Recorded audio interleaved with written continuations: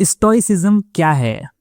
देखो, स्टोइसिज्म एक बहुत ही ज्यादा पावरफुल फिलॉसफी है, जो कि पावरफुल तो है ही, लेकिन उतनी ही ज्यादा सिंपल भी है।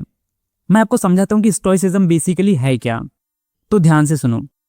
स्टोइसिज्म का मतलब है उन चीजों की परवाह करना जो हमारे कंट्रोल में है, और जो चीजें हमारे कंट्रोल में नहीं है उन चीजों को एज इट इज एक्सेप्ट कर लेना।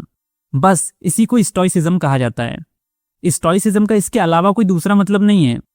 देखो, इंटरनेट पर ना आपको ढेर सारे कंटेंट देखने को मिल जाएंगे स्टोइसिज्म पर, लेकिन स्टोइसिज्म सीधी और लॉजिकल बात करता है।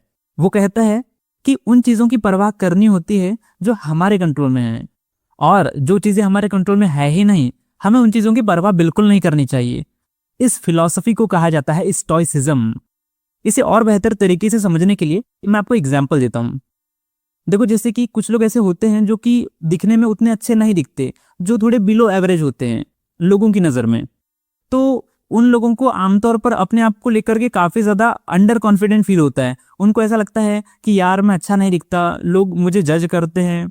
तो ऐसा आपने आमतौर पर होते हुए देखा होगा। तो हमें उन चीज़ों की परवाह नहीं करनी चाहिए जो हमारे कंट्रोल में नहीं है। ये कहता है स्टोइसिज्म।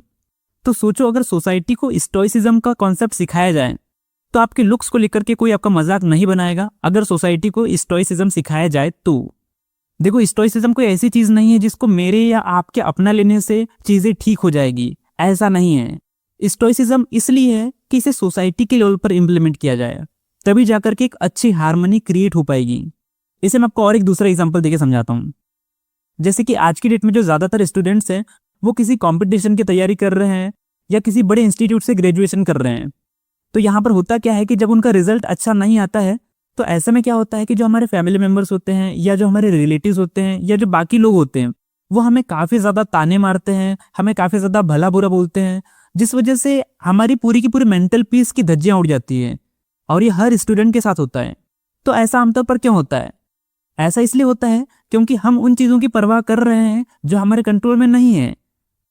अब यहाँ पर आप सोच के देखो कि अगर हमारे फैमिली मेंबर्स को, हमारे रिश्तेदारों को और बाकी लोगों को अगर स्टोइसिज्म सिखाया जाए तो लोग आपको कभी भी आपके रिजल्ट के बेसिस पर जज नहीं करेंगे।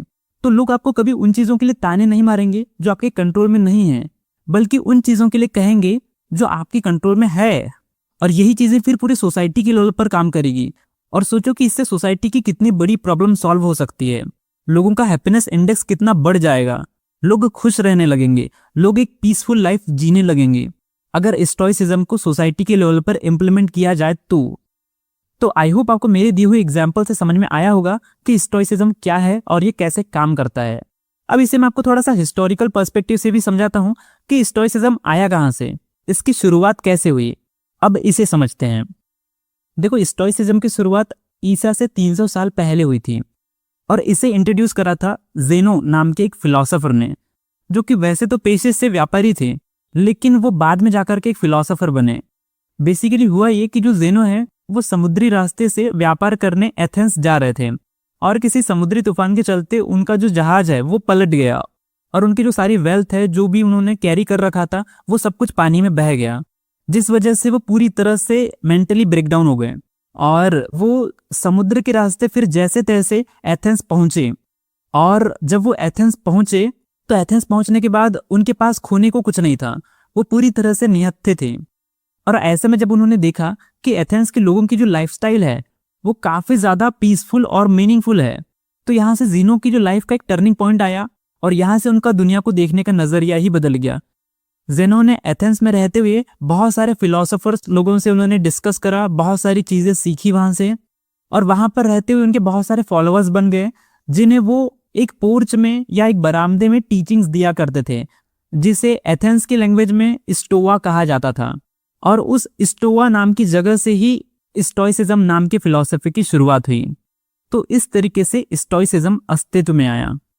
तो अब हम अपनी कन्वर्सेशन को यहीं पर रैप अप करते हैं। तो इन अ नटशेल, स्टोइसिज्म एक ऐसी फिलॉसफी है जो हमें ये बताती है कि उन चीज़ों की परवाह करनी होती है जो हमारे कंट्रोल में है, और जो चीज़ें हमारे कंट्रोल में है ही नहीं, हमें उन चीज़ों की परवाह बिल्कुल नहीं करनी चाहिए। इसी फिलॉसफी को कहा जाता है स्टोइसिज्म। तो आई होप आपको आज के इस वीडियो से कुछ क्लैरिटी मिली होगी, कुछ नया सीखने को मिला होगा। अगर आपके इस पर कोई थॉट्स हैं तो आप मुझे कमेंट बॉक्स में शेयर कर सकते हो। मैं हर कमेंट को पढ़ता हूँ और उसका रिस्पॉन्स भी करता हूँ। बाकी मिलेंगे आपसे फिर किसी और वीडियो में, तब तक के लिए बाय।